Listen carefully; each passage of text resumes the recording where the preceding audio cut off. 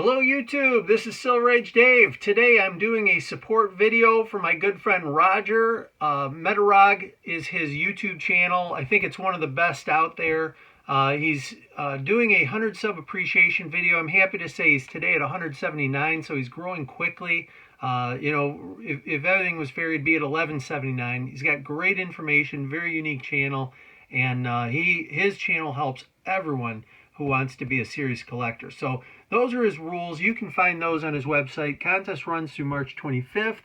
The big question he's asking, what led you to be a collector? Okay, so Roger is telling a funny story in one of his pre-100 sub contest videos. I'm just going to play that for a second. And again, Metarog, not the brightest guy in the world. You are the brightest guy. Why did I pick these up? Not because of Wolverine or the Hulk. No, I picked it up because of the Yeti character. And that's kind of like the quirky kind of stuff that happens to me. I'll sometimes make the right decisions for the wrong reason. So, all right, so it's so funny. I hadn't really thought about it. Sometimes we do buy a comic just because the cover is awesome. I guess I have thought about that. But, I've highlighted this book before, the All-Star Comics. Its first appearance of Power Girl. But I didn't buy it for that. I was a little kid. It was red, white, and blue. It was a bicentennial. And I just thought it was a cool cover, right? So, I've talked about some of the comics that I picked up early on with Busha. And Busha was certainly the person that got me into, comics. This one, also, it's funny enough, you bought yours off the rack. I bought mine off the rack, or she bought it for me. But your question is, what made you become a comic collector? And those books didn't do it. When I reflect, these are the books that did it. And regrettably, Roger, I don't have all of them out like I'd like. But these Thor books here, I don't know if I've gone in detail about these before, so I'm just going to go in some decent detail. I don't remember how old I was, maybe 11 or 12 years old. And I was over at my best friend Frank's house one day, and his little brother Leonard was a few years younger than us. He came home and he had all these beautiful X-Men comics. And, we knew what comics were, certainly, and we had comic books, but nothing that was old like this. And these are a couple of the books. Now, these are newer ones, but he had some older ones. And so Frank and I, saw these beautiful old books, and we said, "Where'd you get those?" And he said, "Oh, Matthew down the street sold them to me." And he had this neighbor kid a couple doors down who was, Leonard was a couple years younger than us. Matthew was a couple years younger than Leonard. And apparently Matthew's dad didn't live with them anymore. Sad early divorce story, I guess when divorces weren't as common. And the dad, to make some type of amends, must have gave Matthew this giant box of old comic books. And Frank and I saw those, and we said, "Well, how much is he selling them for?" And he said, "A nickel." And we said, "Holy moly." And so I rode my bike home, and I got all the nickels I could get. And, it's like a going through your parents' couch type of moment. And Frank got some money, and we ended up, all of us, back over at Matthew's house. And sure enough, I'm talking like a big box. I mean, we were little guys. And it wasn't long boxes or short boxes. It was like this big box of comics. And, this stuff was all in there. And the way the deal worked out is Leonard was the friend, and Leonard wanted X-Men. So we let Leonard have X-Men. These two were more modern X-Men, but those were the two that I got.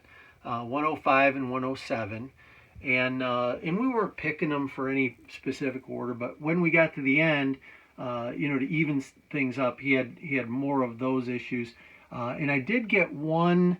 Where the heck is it? I did get one Justice League. Oh, I must have put it down here, so it's in the stack here. I got one Justice League of America. Let me look and see. if it's down here. Yeah, there it is. I can get to it without too much commotion because I want to show that one too. And Frank, Frank picked second. So, oh geez, Dave. Frank picked second, and so Frank picked Justice League, okay, and that was one of them. All right, that was left over at the end of picks, and you guys know how that is as a kid. You pick and blah blah blah. So that was one left over, and so Leonard got all the X-Men, Frank got all the Justice League, and then what was left over was Thor. So literally, I bought all these Thors, and the ones that are up here that I CGC'd, I've got a lot more CGC'd, but it was literally the whole collection in order from 126 all the way up. It might have been up as high as 200 or maybe even higher than that. But as you can see, I mean, this one's a 7. But when I sent all these books into CGC, I think they ripped me off grade-wise. This was before they got tagged for favoritism. And I think a lot of these books they graded out were, I got stung on. But, none of them are for sale. So in the grand scheme, I don't really care. But if you can imagine being, like I said, I was maybe 11. Being 11 years old and having this kind of quality come your way, I mean, it was truly an amazing thing to me. I'd never seen anything quite so pretty. I'd never seen anything quite so beautiful. And frankly, I wasn't even a Thor fan. I didn't even really read Thor. I didn't like Thor. But when I saw these covers, I just knew there was something special about them. And, I've kind of talked about these books before and what an incredible deal that was. In retrospect, I don't know whatever happened to Matthew or his dad, or if he thinks back, what happened to them comics? They wouldn't have survived. Frank and Leonard, they read their comics. I talked to Frank recently, and he still has his. They're beat, but apparently he still has his. But these survived. These are in the same condition as the day I bought them, and heck, it's been a lot of years since I was 11, and for these books to be in this kind of condition all these years later, I mean, it's a testament to a kid being patient and respecting something, and that's how I've always been with comics. Well, these are the books that I think made me a comic collector. I knew from the day I picked them up, I knew that they were, for lack of a term, they were better than me. I had gone from being a comic fan to a conservator. I saved up money, and as soon as I could afford it, I had these books in Mylar, and they just stayed in a perfect situation for all those years until I was able to really branch out and build my room, and then eventually get some of them CGC'd.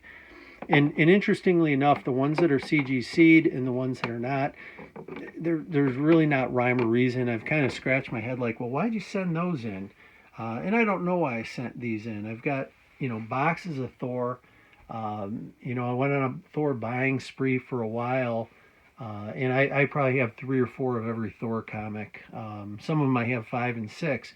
But anyway, Roger, that is what made me a comic collector, is this incredible collection of books coming into the hands of a kid that really didn't know what he was doing. I think a little part of me thinks maybe that Captain America came at the same time. I think it was, there might have been a few extra issues, and I don't remember buying these two at a store. I don't remember when these came to me. Those could have come, at the same time, for all I know. But that kind of stuff is what made me a collector. I'd bought new issues off the rack. I never had something, frankly, quite that beautiful. And so anyway, so Roger, that is my trip down memory lane. Thanks for driving me there and helping me to share that story. It was a cool one. And a lot of the Thor comics, well, this is these, to tell you my craziness with Thor, these 3 long boxes are all Thor.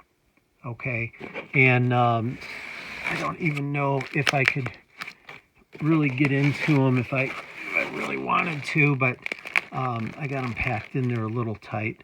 But all this stuff is what came from that original collection, and I don't get into them often enough. Whenever I get into them, I do absolutely fall in love again. They're that beautiful to me. And anyway, Roger, again, thank you. I'm going on, and I don't really have to.